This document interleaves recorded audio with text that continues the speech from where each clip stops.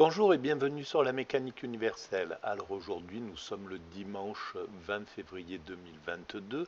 Je continue ma lecture du livre écrit par Will Durant, Vie et doctrine des philosophes. Dans la partie qu'il consacre à Platon, je suis au chapitre 3, la préparation de Platon. Alors je lis, je découvre en même temps, et c'est plutôt un prétexte pour dériver sur d'autres sujets, en lien avec ma théorie que vous pouvez trouver sur mécaniqueuniverselle.net.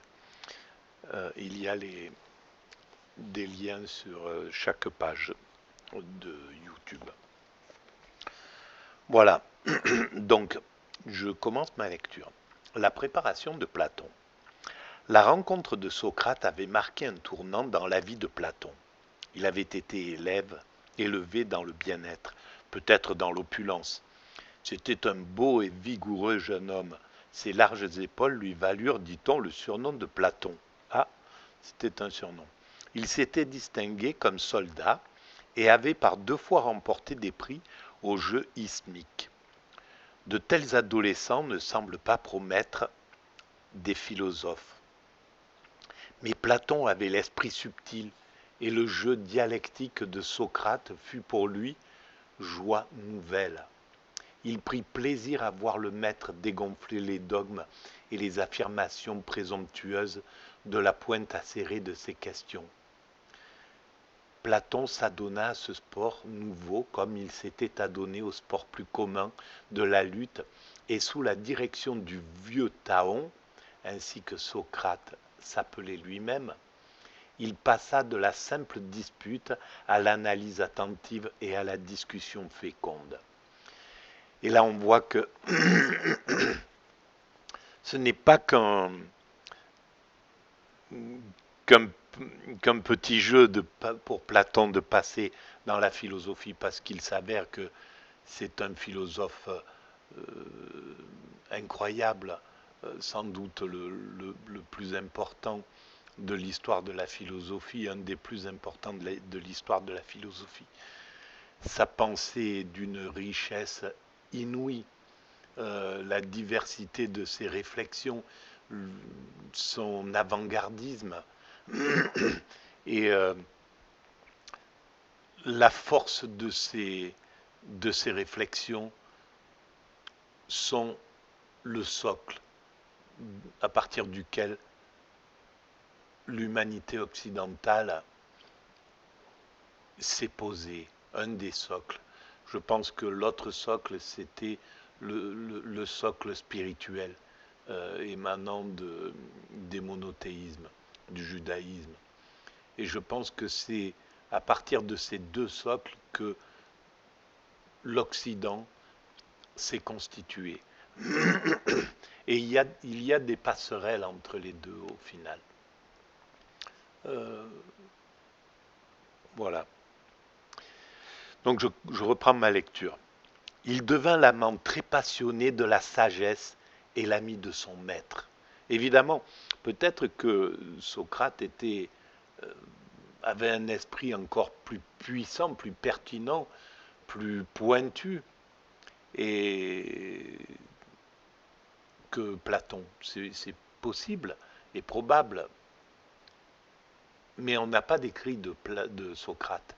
Et tout ce qu'a relayé, tout ce qu'a repris Platon de son maître, et qui l'a sans doute enrichi, embelli, montre à quel point Platon était au moins un élève extraordinaire. Très passionné de la sagesse et l'ami de son maître. Je remercie Dieu, disait-il, de m'avoir fait naître grec et non barbare, homme libre et non esclave, homme et non femme, mais surtout de m'avoir fait naître à l'époque de Socrate. C'est voilà euh, le plus bel hommage à son maître qu'on peut proclamer si on accepte la misogynie et voilà les, les autres choses qu'on peut dire à ce propos. Il avait 28 ans quand le maître mourut, et cette fin tragique d'une existence paisible eut sa répercussion sur tout le développement de la pensée. Elle lui inspira de sa pensée. Elle lui inspira un mépris de la démocratie et une haine de la populace que sa race et son éducation aristocratique n'auraient pu seules engendrer. Ah, ça s'explique alors. Parce que j'avais du mal à comprendre pourquoi il, euh, il détestait tant la démocratie et qu'il n'y voyait pas toute la puissance novatrice dans l'évolution de l'humanité. Mais bon, c'était pas l'époque non plus. Mais je pense que le, la, la tristesse de voir son maître assassiné par la démocratie, en somme, par quelques démocrates, hein, on va dire, et par la foule, on dirait, y est pour beaucoup. La décision qu'elle lui suggéra, telle celle de Caton à l'égard de Carthage, fut que la démocratie devait être détruite et remplacée par le gouvernement des plus sages et des meilleurs. Je, je pense que l'idée est pas mal. Un gouvernement des plus sages, je pense que une démocratie qui ne serait pas manipulée, un peuple qui ne serait absolument pas manipulé. Voilà, c'est pas le cas aujourd'hui. Hein. Les peuples dans les pays démocratiques sont de totalement à beaucoup manipulés. Ce qui fait qu'ils n'ont pas la possibilité de faire émerger les meilleurs, les plus sages, les plus pertinents, vraiment les meilleurs dans, pour leur pays. C'est pas les pires qui montent, grâce à Dieu, parce que le peuple a un bon sens chevillé au corps malgré tout. Mais je pense que les manipulations sont très préjudiciables pour ses choix, malheureusement, et le font élire bien souvent des hommes politiques de second rang, quand près d'eux il y avait vraiment les meilleurs, quoi. Voilà, et donc je pense que c'est ça le problème. Sinon, ce seraient les plus sages et les meilleurs qui monteraient dans une démocratie. Et si ce n'est pas le peuple qui les choisit, qui va les choisir? L'aristocratie? On a connu ça, ça ne marche pas. Ça se transforme en autocratie. Euh, les, les, le gouvernement des... Oh mince. Euh, le gouvernement des, des milliardaires, on connaît ça en ce moment, ça ne marche pas non plus. Le gouvernement des religieux, on sait que c'est pas, ça ne fonctionne pas, etc. Donc, ceux qui peuvent les élire, c'est le peuple. Mais un peuple qui n'est pas manipulé. Et c'est vraiment tout le travail que les démocraties auront à faire dans les décennies et les siècles qui arrivent pour arriver à être enviable d'abord sur le plan mondial et juste.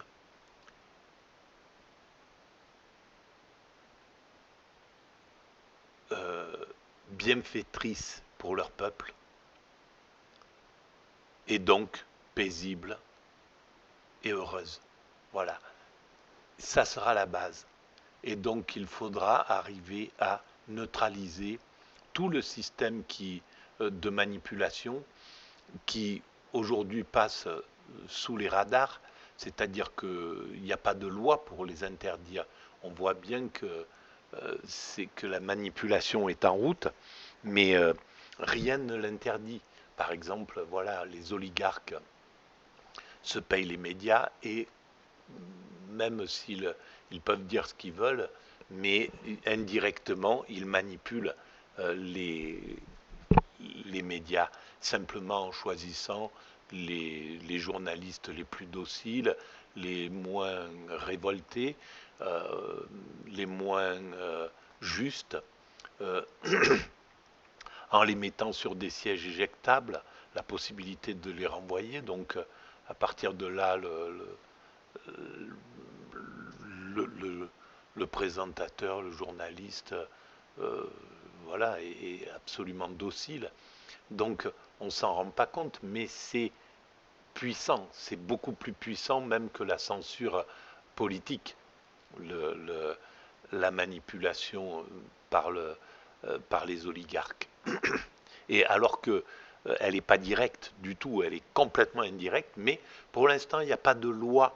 L'humanité est devant un problème et elle ne sait plus comment le résoudre. Là, pour l'instant, voilà, elle, elle, elle interroge, le Sénat interroge les, ces oligarques, leur pose des questions, mais au final, il n'y a rien de concret derrière. Il n'y a pas une loi qui dit, bon, voilà, les médias doivent appartenir au peuple. C'est simple. Donc, si vous êtes, on va accepter votre argent, mais vous ne pilotez rien du tout. C'est un comité de sages, voilà, et du peuple qui va décider qui va surveiller un petit peu les médias pour qu'ils soient le plus juste possible, le plus éthique possible, etc., etc. Voilà. Et qui redeviennent citoyens et démocratiques. Que les gens du peuple puissent s'exprimer autant que les élites. Voilà, les seuls moments où le peuple a été invité à parler, c'est pendant la révolte des Gilets jaunes. Ça fait très peu depuis 40 ans hein, de voir le peuple investi vraiment pouvoir s'exprimer et dire ce qu'il pense. Et voilà. Donc ça ne peut pas fonctionner avec des médias qui donnent la parole qu'à une sorte d'élite libérale, et etc. Voilà, on ne peut pas. Donc, et malheureusement, tous ces acteurs, les oligarques, les journalistes qui acceptent de manipuler, voilà, les politiques qui ont vendu les médias, etc. Tous ces acteurs ne sont pas conscients du problème en réalité. Ça les arrange tous, donc c'est sous le tapis et ça, ils laissent pas, comme c'est en plus, c'est les médias qui pourraient faire émerger cette scandaleuse façon de manipuler le peuple et de l'empêcher d'élire les meilleurs. Ben voilà, on est victime de ça et on est obligé d'attendre que quelque chose, voilà, qu'un grain de sable bouscule ce système et le remette sur ses deux pieds correctement et voilà et qu'il fasse des médias démocratiques et justes. Je continue. Ce fut le problème qui absorba toute sa vie de trouver une méthode qui permit de découvrir les plus sages et les meilleurs, puis de les rendre aptes et résolus à gouverner. Ah ah, c'est ça l'intérêt. Voilà comment il a réfléchi, il a cherché la méthode qui permettrait de découvrir les plus sages. Eh bien, voilà, je ne l'avais pas lu. Je viens de donner une méthode. La méthode, c'est le peuple. C'est pas pour rien que l'humanité, dans sa grande évolution, en partant des primates que nous étions, en passant du clan à la tribu, à la cité, etc., au pays, et à chaque fois de sophistiquer son système, ses systèmes politiques, ses systèmes, etc., elle est arrivée à la démocratie. La démocratie, c'est ce que je dis dans la vidéo précédente, c'est une œuvre d'art, et c'est ce que j'écris sur la mécanique universelle depuis 20 ans déjà. Donc vous pouvez retrouver, vous tapez œuvre d'art, démocratie, œuvre d'art, et vous tombez sur les chapitres qui parlent de ça. La démocratie est une vraie œuvre d'art. Elle inverse les lois de la nature, et je vous renvoie à ces pages de la mécanique universelle pour en comprendre la teneur. Donc je continue ma lecture. Cependant, ses efforts pour sauver Socrate l'avaient rendu suspect au chef de la démocratie. Ses amis lui représentèrent qu'il n'était plus en sûreté à Athènes et que le moment était admirablement propice pour voyager et courir le monde. Il quitta donc Athènes en cette année 399 avant Jésus-Christ. Où se dirigea-t-il? Nous ne le savons pas précisément. Sur son itinéraire, les historiens ont engagé une amusante querelle. Platon semble être allé d'abord en Égypte, où il fut quelque peu choqué d'entendre les prêtres qui gouvernaient ce pays lui dire que la Grèce était un pays dans l'enfance, sans tradition ferme et sans culture profonde, que dès lors elle ne pouvait être prise au sérieux par ces pundits énigmatiques du Nil. Les pundits, je ne sais pas ce que c'est, mais c'est marrant parce que je parle de ça sur la mécanique universelle. Un paquet de choses, j'ai découvert un paquet de choses intuitivement, juste en ayant attrapé la phrase de base, en imaginant la première phrase, l'humanité est destinée à atteindre sa perfection. J'ai été obligé de me poser des questions à tous les niveaux. Et c'est extraordinaire parce que d'entendre que l'Égypte considère la Grèce comme étant dans l'enfance, c'est exactement ce que je pense, par exemple, des États-Unis.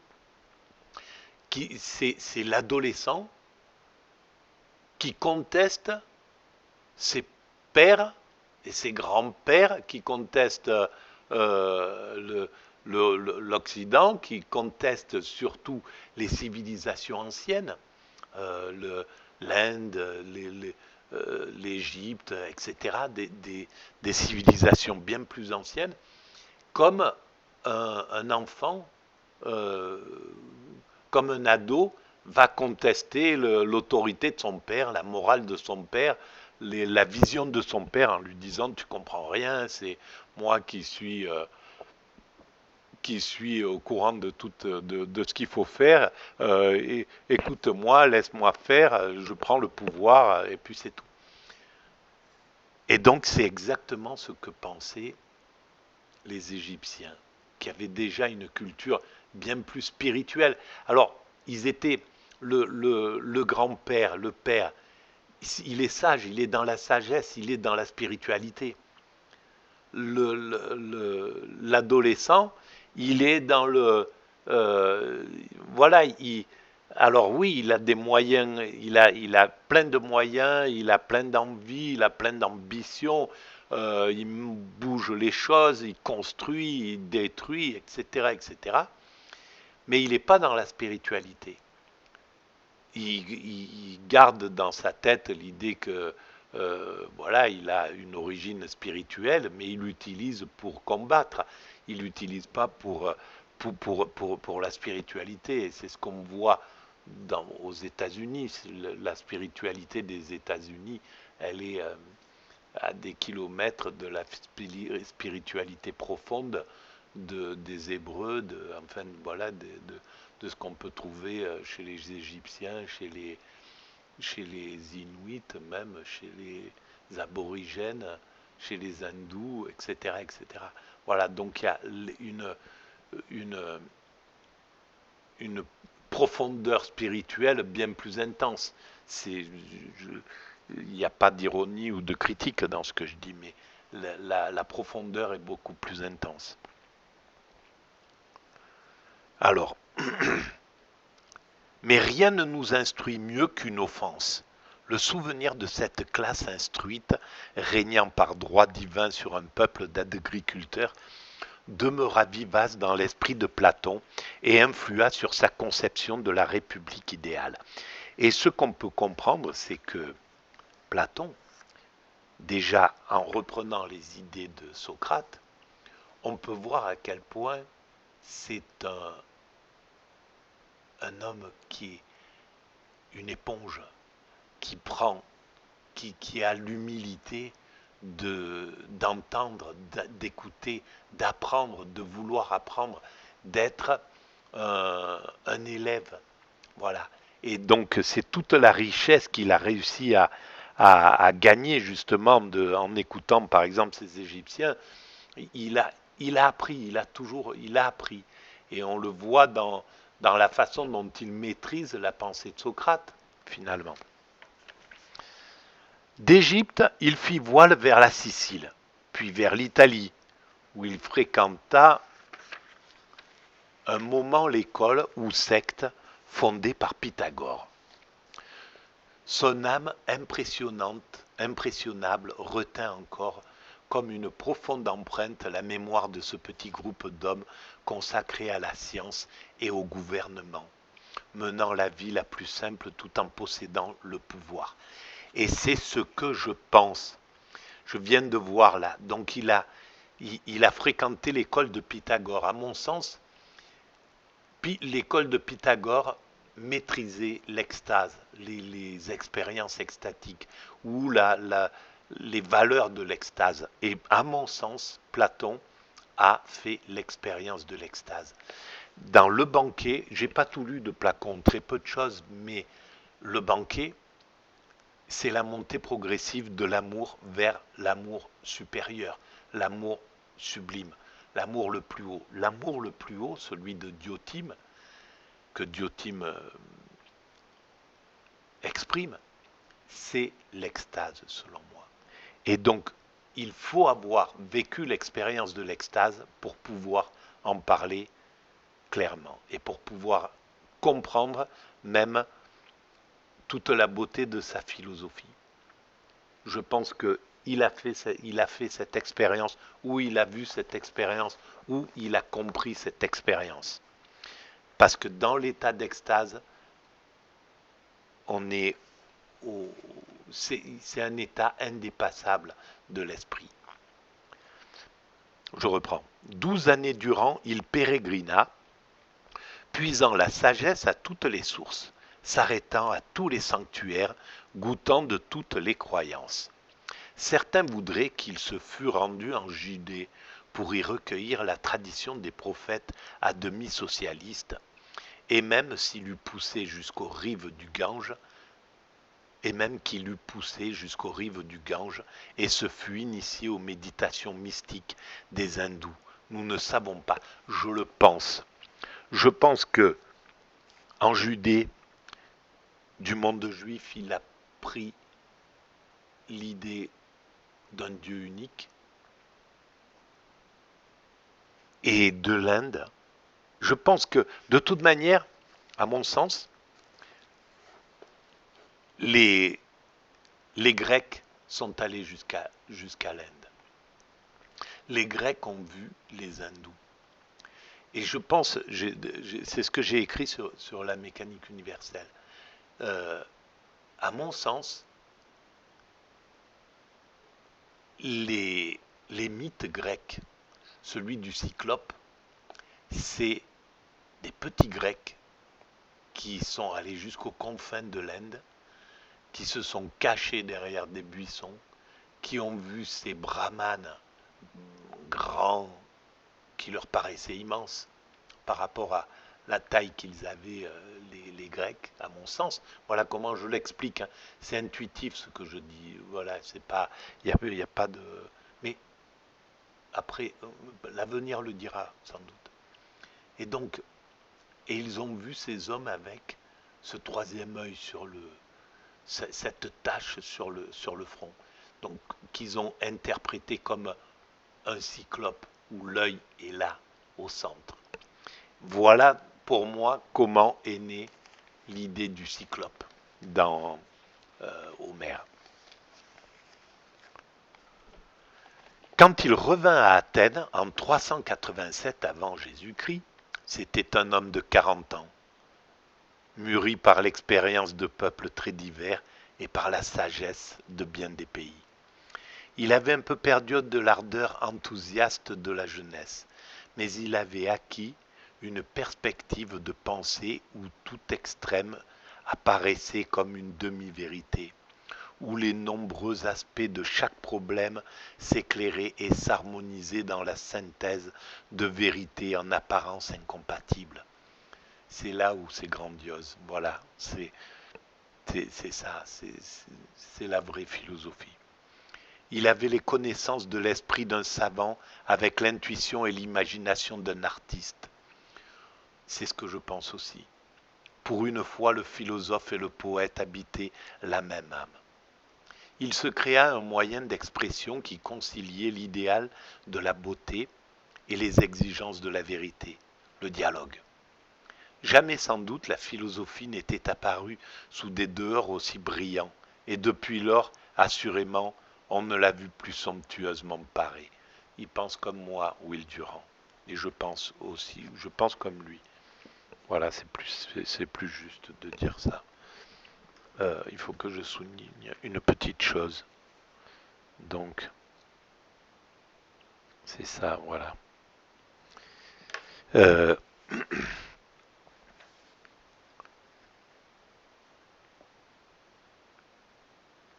Même dans la traduction, l'éclat, les saillies, le bouillonnement du style sont encore perceptibles.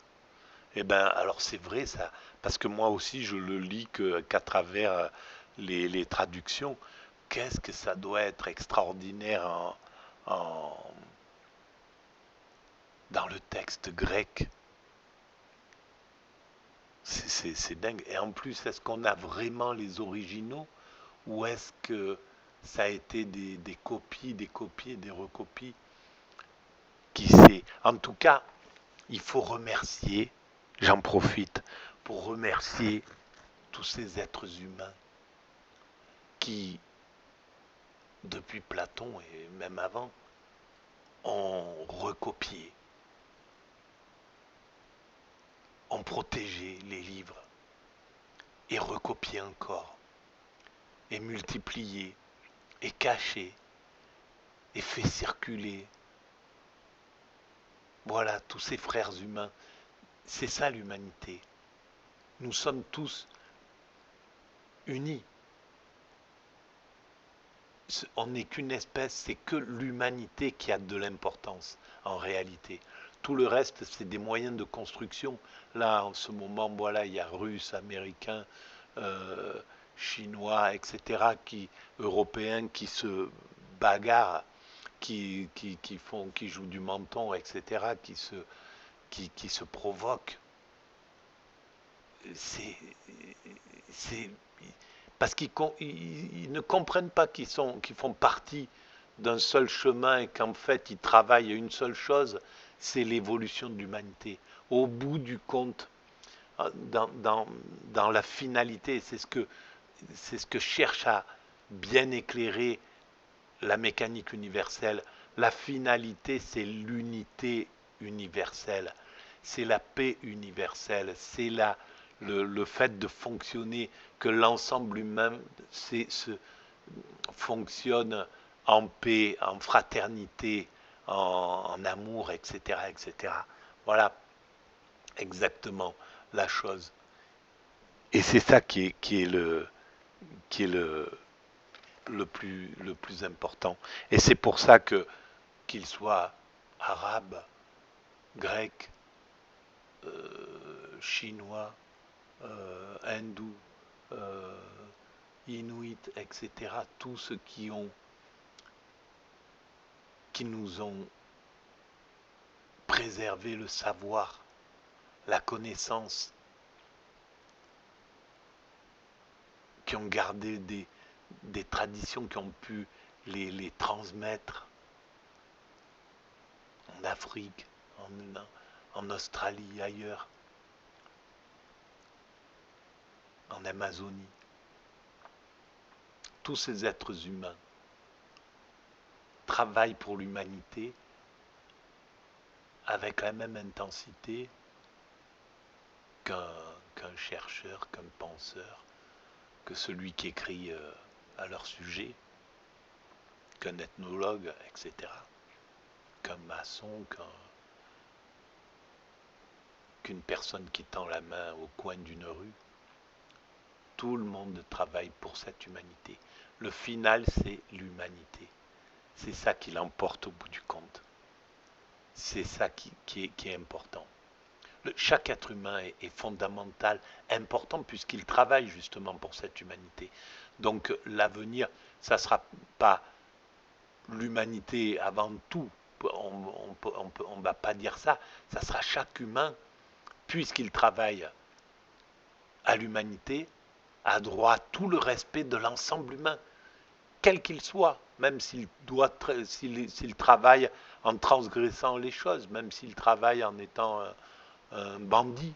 Voilà, il fait évoluer le droit, il mérite les punitions, il mérite, etc. Mais il mérite la dignité humaine, il mérite le respect de l'humanité. Tout ça, ça viendra dans le futur. On comprendra. Je l'explique sur la mécanique universelle, l'importance du transgressant.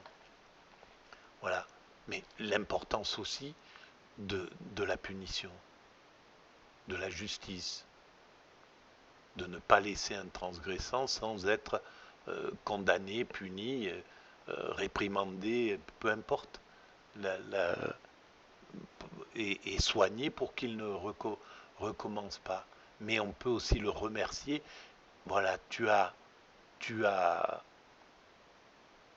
cherché les failles de notre système pour abuser en toute légalité, ou etc., ou les failles de la justice, de la police pour pas te faire attraper. Tu as obligé